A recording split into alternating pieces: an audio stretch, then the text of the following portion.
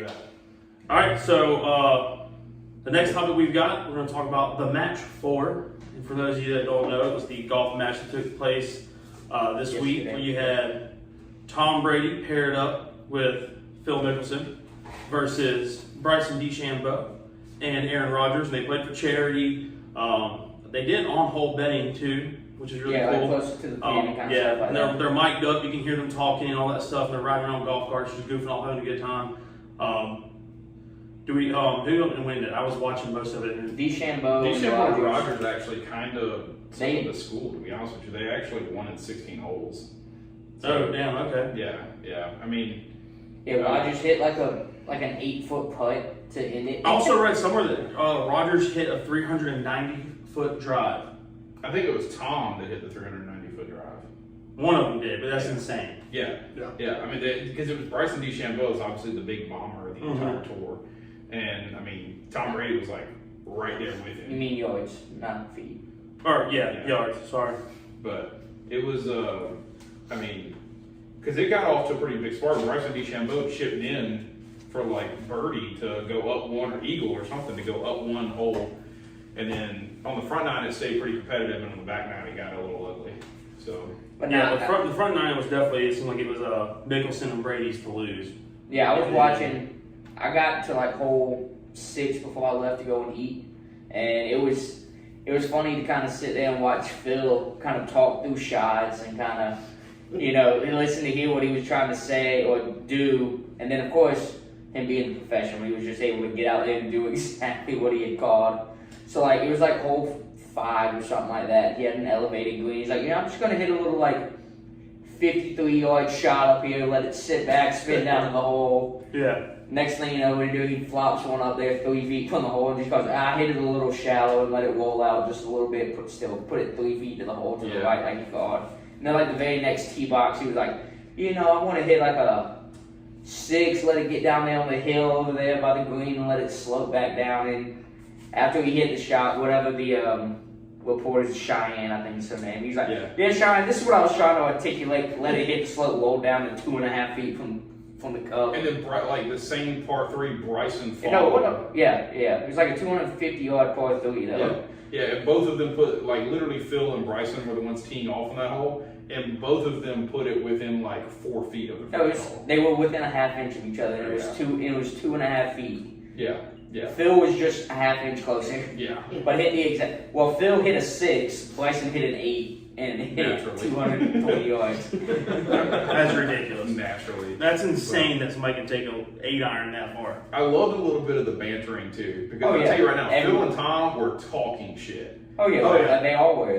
Just a little. They were all talking a little bit of nonsense. My favorite part was when Bryson was like trying to give Brady like just a little bit of advice on like how to hit like a mid-iron into the green or something, and he hits it and he goes, see Tom, that's exactly what you need to do. And Tom looks back at him and goes, yeah, whatever, scientist. Like picking at Bryson about always being about the launch angle and the ball speed and the weight and the working out and everything that he does. So I don't know. I thought the other big thing was when I thought was funny was when Rodgers walked one in like Kevin Nod did, walked it in, and then like Phil went over to give him like a fist bump, and he's like he fist bumped like Bryson and looked at Phil, was like, no, not today.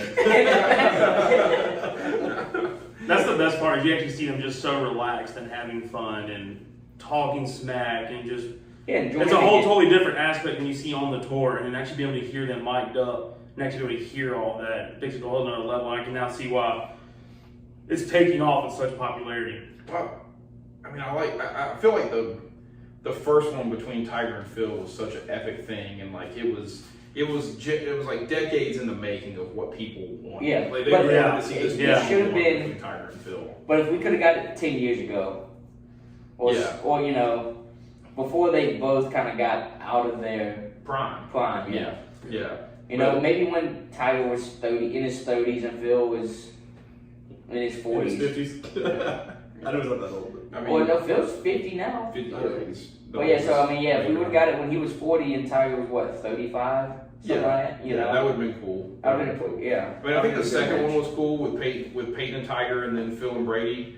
And I thought that one was good. The third one, I thought was a little bit of stretch when they had like Phil and Charles versus Peyton and Curry. It was Peyton and Curry, yeah. I mean, Yeah. that one was kind of. So I like seeing like. Two professional golfers. What would be really cool is if you took Phil out the next one, put Brooks Koepka in somebody versus Bryson and Aaron. Like, well, it doesn't have to be Aaron, but or it doesn't Bryson have to be Aaron. But I do think it's cool to have like Brady and Rodgers, who are also rivals on the football field, right? Yeah. Like, you know, somebody that compares to each other, come against two guys. And they're also gonna have that relationship. You know, those guys talk. They see each other. It's gonna be a different aspect if you had like Tom Brady versus like if you brought back Steph Curry or something like. Right. Well, what if it was like, they're not gonna have that. Two different they're sports, not gonna have that camaraderie. rapport. Yeah, they're not gonna be going back and forth and talking as much smack. What if it was like Russell Westbrook versus Steph Curry, like Russell Westbrook and Phil versus Curry and DeChambeau or something? Yeah. Like that would be kind of cool. But yeah, I think the celebrity athlete that whatever both sides of it needs to be from the same sport or the same industry. Right. Yeah. Like if it's Charles Barkley and say Shaq. You know, That would be funny because Charles just like everybody knows he struggles with golf. Well, I mean, Anybody that's seen that? I mean, He's tried to improve and all that, Yeah. but Shaq would just be throwing him under the bus the whole time, non-stop. Oh yeah. Yeah. It would just be constant flow of just smack talking. or have like Tony Romo and somebody else, you know. Tony and Eli. Yeah. Tony and Eli would Yeah. be kind of cool. But yeah, somebody like a retired player, come announcer or something like that. Or Tony and Tebow if Tebow doesn't make a team Yeah. or something like that. All right, so if we were having, all right, so you got Bryson and Brooks Koepka and Shaq and Charles. Who's on teams together?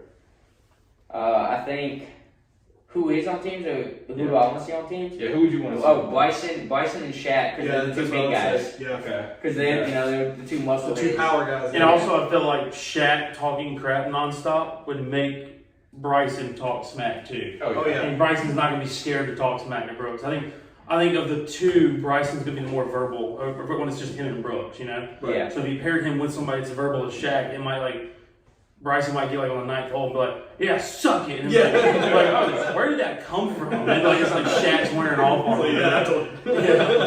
All right, that would be cool. So CBS, there's your the match 5. You need Charles Barkley and Bryson DeChambeau versus Shaq and Brooks Koepka. No, completely All different. right, sorry, the other way around. So Brooks and Shaq and Charles and Bryson. You literally just said it the same way. Bryson, Well, you Bryson did. and Shaq Bryson, DeChambeau and Shaq. versus Koepka and Barkley. Okay. Yeah. All right, that's fine. You like repeated it, but in a different order, like the exact same way. You didn't change it. That's probably. I mean, truth be told, that's probably because Barkley's going to be the worst golfer. Oh, for sure. Brooks is a better golfer than Bryson. So, with 4 majors to 1, but in that sense. So.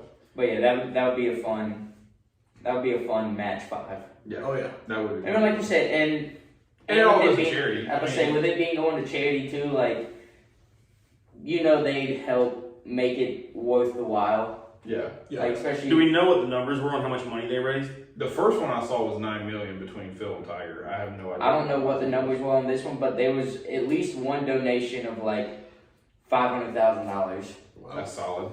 it was on that hole foot closest to the pin. It was $250,000 from 2 foot to 5 foot was $250,000. 2 feet and in was $500K, and then a hole in one was like a $5 million donation to charity. That was like the range, and so of course Phil had it at 2.5 feet, and so it $250,000 or whatever the charity was, and then I think somebody else, commentator-wise, whoever it was, somebody else that I felt like was with that show matched it, and so it ended up being like a $500,000 donation to whatever the charity was. So basically, if somebody hits a hole in one, someone puts up $5 million. Oh yeah. Or whatever the number is that they'll Yeah, put it but up. in this case it was a $5 million hole in one. Right. If it gets hit, somebody puts that up. Yeah. Okay. And I don't know, again, it could have been the station, it could have been an organization or whoever, but somebody was offering up $5 million, $500K, $250K. Nice. This says here they raised enough money for 6.3 million meals for Feeding America, $2.7 million for my brother's keeper. That was it, my brother's keeper. Okay. And then the whole, I don't know if it was the Mills thing or how that one worked, but I think it was like if you found the bunker, it was like, because I think they said when Brady found the bunker, they're like, oh, there's another 25,000 Mills. I'm like, for hitting it in a bunker? So, sportsnews.com reports that it's unclear how much they raised, but it's estimated at $20 million for COVID relief. Oh, wow. And a third is going 4.4 million to benefit historically black colleges. No, that's the second match. That's match 2 that raised COVID-19. Oh, yeah, you're right. Because right here it says the match 4 purse, how much will be donated to charity.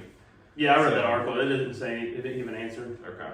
But But also the big thing to take away though is none of the guys took any money from Yeah, this. I mean, They you're did it for looking free. Yeah. You're raising millions of dollars for charity. Yeah. That's All to have fun on the golf course and like cut up with Your friends, just people you want to hang out with. Yeah, that's the right way to do it. That's the right way to do it. So, all right, catch the match 5. What's the pairings? Since I got it wrong the first 3 times. Shaq, DeChambeau versus Koepka and Barkley is what needs to happen. Yeah, what needs to happen? Not officially, but if it does happen, CBS, you owe us some money. I'm just wanting 2%, 1%. I'm all asking for 1%.